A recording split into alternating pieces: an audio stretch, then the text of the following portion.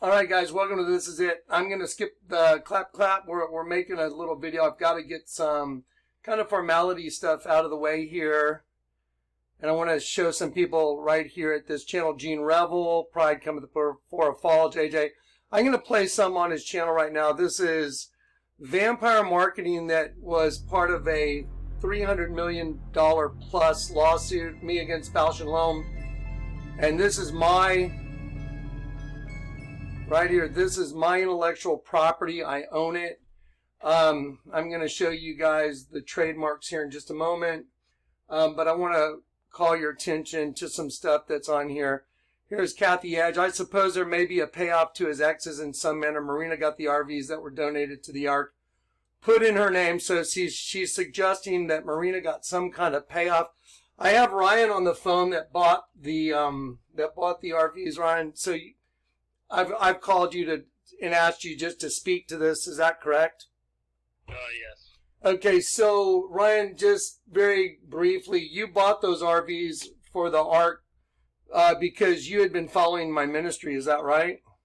Yes. And so you wanted to help people have a place to live at the Ark because I said it looks like a noble thing to do and help people have a place to live. Is that right? Yes. So you donated them to Jim and Karen Sullivan. Is that right? Yes. Okay, as part of the Ark. Okay, well, Yes. Then, first of all, Ryan, what's your first and last name? Ryan Winter. Ryan Winter, okay. And you didn't donate that because you knew Jim or Karen Sullivan, did you? You donated them because you knew me, is that right?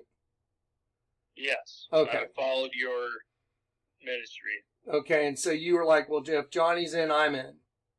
Yes. Okay.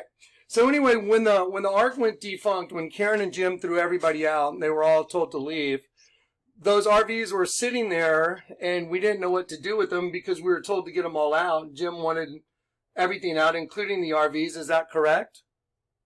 Yeah. Yes. Let me ask you, did I ever in any way, shape, or form say I wanted those RVs and say, oh, I want them for some reason? No. But I did after we kicked it around. I was like, I don't know, maybe I could ask Marina, my ex, by the way, who made my life very difficult in my life because I won custody of my 3 children from her. I said, you know what, maybe I could let her have them because she's got some property and she could put them there. And then if we ever needed them, she would still let us use them for whatever we needed them for. Is that correct? Yes, that was correct. Were you there when they were dropped off? Yes. So you were one of the people that actually drove them there and dropped them off. Yes. Yes, I was. So you were the guy that purchased them. You gave them to the Ark, but then they told everyone to get out of the Ark. But then you said, you know what? Yeah, we can go leave them with her because none of us knew what to do with them because it was kind of short notice on what to do with everything. Correct? Yes, that was correct. All right. Anything else? I mean, I'm just documenting trademark stuff right now because there's a pretty huge problem going on here. Okay, so Is there anything else you want to talk about or no?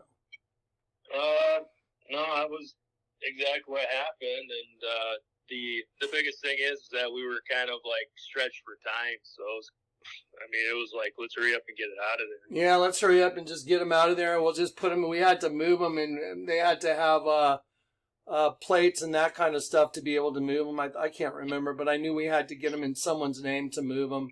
So I said, well, let me ask Marina if she would care. And so we gave them to her and she said, anytime y'all need to use them, you can have them. And you met some of her family when we went and dropped them off. Yeah. Yes. Okay. So, but did I have anything to do with like, I'm trying to pay someone off or anything? No. Okay. No, it was, we had a challenge and you figured out a plan, and it worked out very well. There you go. Okay, well, thank you for that, and I appreciate it. Thank you, Ryan. Yeah. All right, I'll talk to you later. Bye. Okay, so now what I'm doing is I have to document all this because the first thing you do in a trademark infringement case, like I had against Bausch & Lomb, is I am the owner of Vlad Eyewear. Let me show you a lawsuit that was filed in federal court because the first thing you have to do when someone is infringed on your trademark is you tell them cease and desist. You send them a cease and desist letter. Now, there's Jonathan Kleck versus those guys. You can go look that up in federal court if you like. And you can go look up the kind of money that thing was for if you like. I can give you a little hint. It's a redacted document because my attorneys redacted it. But I can give you a little bit of a hint. The kind of money that's involved in this thing, and people that are demeaning that trademark and destroying the goodwill of that trademark, I can just show you right there at the top of that page. You can see $25 million on the first claim of relief, and $25 million on the second, $25 million on the third, $25 million on the fourth, and so on and so on. I think the total's over $300 million on this document. You can go look it up online. And by the way, not too long ago, I recently had talked to my patent attorney to make sure our trademark was in full force, which we have done, and we have maintained that trademark to put it out at a future generation by keeping all the trademark minutia in effect. And that's what we've done, and we've maintained those. And I still have stuff that we can pitch it to, so we can go pitch this to a potential client, and it's worth millions and millions and millions of dollars. And now there's people that are infringing on my trademark and his name. Well, we're finding out his name. And by the way, it doesn't matter. It doesn't matter if you're in another country. It doesn't matter if you're in Canada. It doesn't matter where you're at, because this is devaluing my trademark. So I am saying publicly, cease and desist every single bit. Anyone that's using that Vlad trademark, anyone that's using vampire sunglasses, this is trademarked. This is absolute trademark material. And it has been in a federal lawsuit, and now you've crossed that line. I'm just saying, I'm publicly stating it. Cease and desist immediately. You've devalued the trademark.